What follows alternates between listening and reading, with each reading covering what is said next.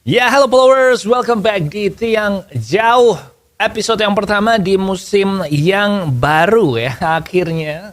Oh ya, sebelumnya ini Tiang Jauh, podcast bola untuk semua dari Popo on the Radio. I'm your host, Popo Kosan, bukan pandit, hanya pecinta bola aja. Dan akhirnya setelah melalui berbulan-bulan tanpa sepak bola yang bermakna ya, cuma penuh dengan friendly match, rumor transfer, drama Mbappe, drama Neymar, dan sebagainya. Akhirnya Premier League balik lagi ke kita. Musim pertama Premier League tanpa Harry Kane sejak dia jadi pemain profesional. Dia pindah ke Bayern Munchen. And to be honest, musim EPL kali ini adalah salah satu musim yang gue paling excited sih. Karena ada banyak perubahan ya. Dari perubahan pelatih, perubahan pemain, perubahan formasi, perubahan peraturan. Nanti kita bahas peraturan yang diubah apa aja. Yang pasti pertandingannya seru-seru sih. So far game week 1 ini juga seru-seru banget pertandingannya. Oke? Nanti ada sedikit tips buat FPL juga untuk ngebantu kamu. But now kita langsung aja mulai, gak usah pakai lama di Tiang Jauh.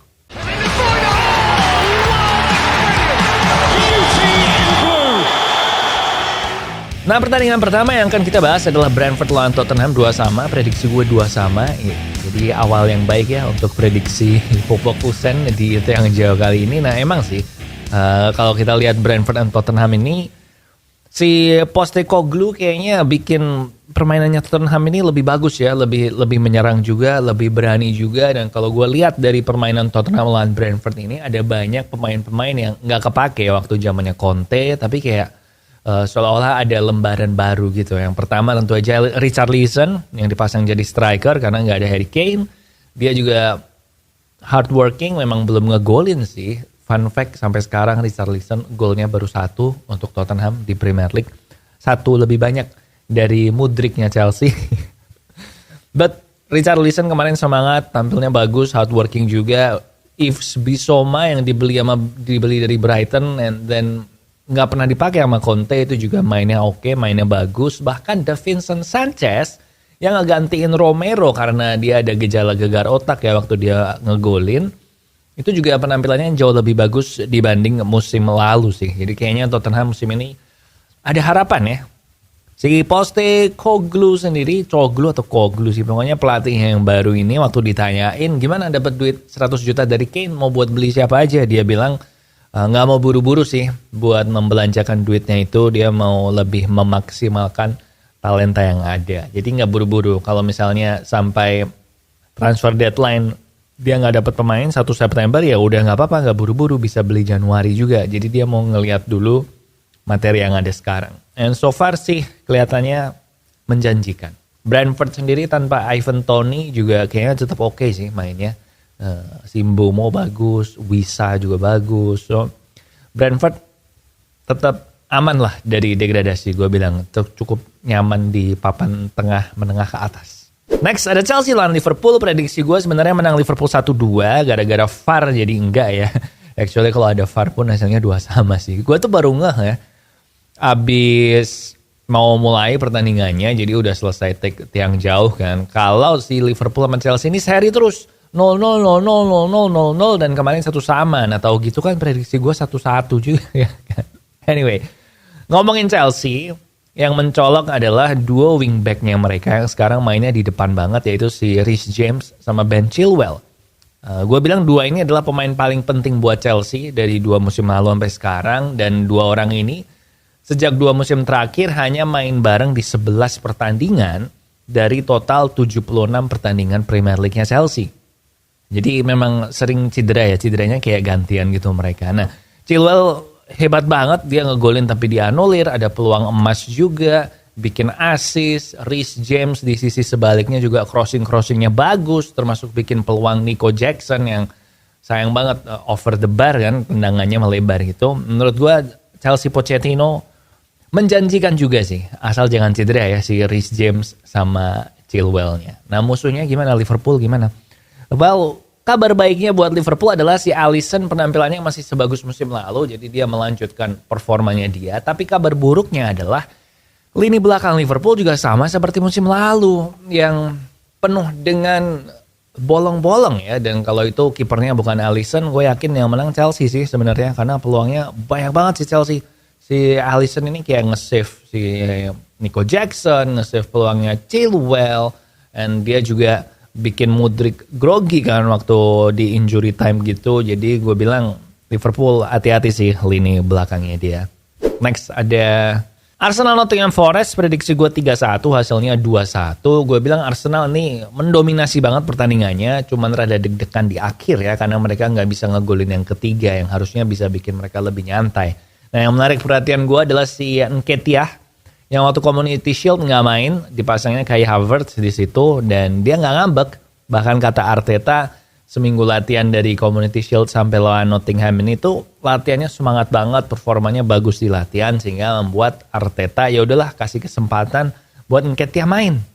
Nah, Nketiah nih ya, gue tuh nggak berasa kayak dia adalah pilihan utamanya Arsenal kan. Tapi kalau tiap kali dikasih kesempatan dia tuh sering ngegolin gitu. Gue sempat punya Nketiah juga di FPL musim lalu. Nah Arteta bilang kalau musim ini dia akan lebih merotasi pemainnya, jadi kayaknya Nketiah bakalan happy sih kalau benar kayak gitu, karena kesempatan mainnya jadi banyak kan, apalagi si Jesus juga masih cedera. But Arsenal again one of the best attacking team di Premier League musim ini. Mestinya Arsenal sama City bersaing lagi buat jadi juara Liga ya. Dan ngomong-ngomong soal City, sekarang kita ke City. Burnley 0, City 3, prediksi gue 2-0 untuk City.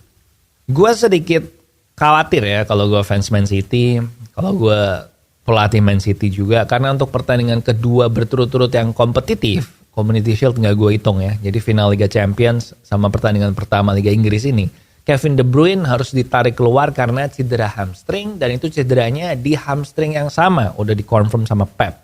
Nah KDB ini kayaknya bener-bener ada problem ya sama hamstringnya dia, yang mesti ditelusuri sama City sih gue bilang, biar tuntas dan si Kevin ini bisa main reguler lagi, karena kasihan sih kalau si Kevin ini susah bermain, sering cedera, nggak bisa konsisten main kan, karena dia salah satu pemain paling pentingnya City sama Erling Haaland. Dan kasihan juga buat Kevin karena di preseason sebenarnya dia kelihatan on form ya, kelihatan menak bagus, kelihatan udah sembuh dari cederanya, tapi ini begitu resmi langsung cedera lagi. Mungkin karena ini ya efek injury time lama and lebih intens juga kan kalau pertandingan resmi.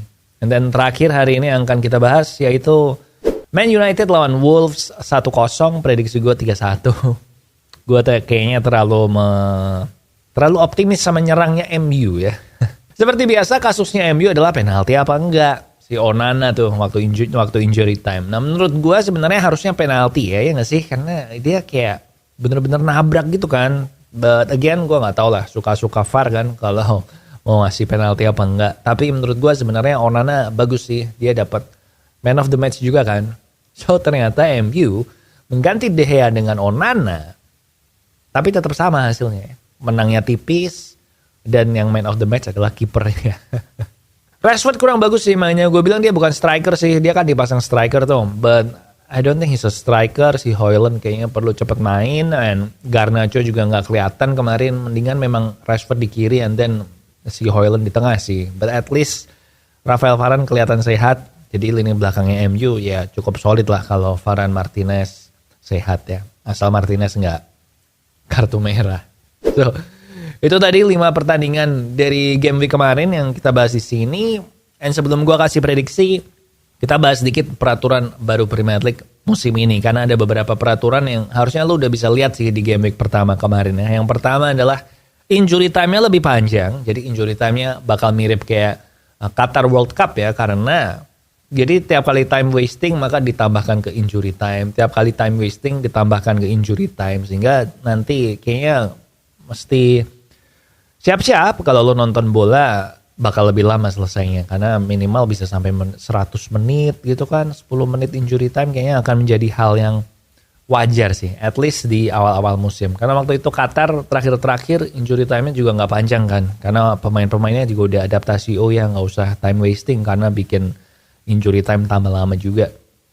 Dan soal time wasting ini juga lebih ketat. Wasit-wasit ditekankan oleh asosiasinya mereka untuk lebih tegas, lebih cepat ngeluarin kartu kuning kepada pemain-pemain yang melakukan time wasting. Ini adalah salah satu usaha supaya nggak supaya cepat selesai pertandingannya dan nggak membuat pemain jadi gampang cedera juga. Kemudian ngomong-ngomong soal kartu kuning, dan terakhir kali ini kartu kuning juga bakal lebih sering diberikan, terutama bagi pemain-pemain yang suka mengintimidasi wasit, yang protes berlebihan, yang mendekati wasit. Bahkan katanya dari peraturan yang gue baca, kalau pemain-pemain ini ngeroyok wasit gitu ya, kayak mengerubungi wasit gitu, juga wasit diberi power untuk kasih kartu kuning kalau terlalu banyak yang mengerubungin lo. So kita lihat aja ya dalam beberapa game week ke depan siapa aja yang dapat kartu kuning. So far kalau gue lihat, walaupun cuma lihat dari live score ya, karena gue nggak nonton semua pertandingan kan, itu rata-rata pada dapat kartu kuning awal-awal sih, kayak menit 4, menit 5 gitu kartu kuning udah keluar, dan itu bikin jadi nggak berani protes kali ya. So itu dia buat peraturan barunya IPL, dan sekarang ada prediksi buat pertandingan Premier League game week yang kedua. Lu bisa lihat di layar ya hasilnya. Lu bisa lihat di layar jadwalnya dan prediksi gue di situ. And partai pilihan Popo, gue akan milih pertandingan yang layak tonton, pertandingan pilihan buat ditonton. Dan menurut gue adalah, ini sih, lu nonton 2 sekaligus aja ya. Jadi Sabtu jam 11:30 malam ada Tottenham lawan Man United. Terus habis itu beres jam 2 Minggu dini hari itu ada Man City lawan Newcastle. Nah lu nonton 2 sekaligus lah, atau lu pilih salah satu. Pokoknya pilihan gue pertandingan itu ya, double headernya itu. Oke, so itu dia untuk Tiang Jauh kali ini. Jangan lupa share sama teman kamu, like and subscribe video ini, subscribe channel ini, notification bellnya juga dinyalain supaya lu nggak ketinggalan kalau ada episode yang baru. Oh ya, lupa gue soal FPL. Jangan buru-buru buat beli Isak ya, karena jadwalnya Newcastle habis ini berat. Terus kalau lu punya Nico Jackson ya jangan dijual. Chilwell sih kalau lu mau beli, saran gue kalau lu mau beli Chilwell. Tapi di luar itu menurut gue nggak ada yang perlu banget buat beli sih. Oke, Gabriel juga jangan dijual, menurut gue dia bakal main. And Madison atau Richarlison, Madison kayaknya oke sih, tapi lu jangan beli sekarang ya. Ditunggu 1 game week lagi, lihat dia performanya gimana di game week yang kedua lawan MU. Oke, itu aja tips FPL dari gue, and that's it buat Tiang Jauh hari ini. Thank you banget buat yang udah nonton. Jangan lupa kita ketemu lagi di Tiang Jauh episode selanjutnya di minggu depan. And di sini Popo Kusen. Thank you for watching and I'll see you when I see ya.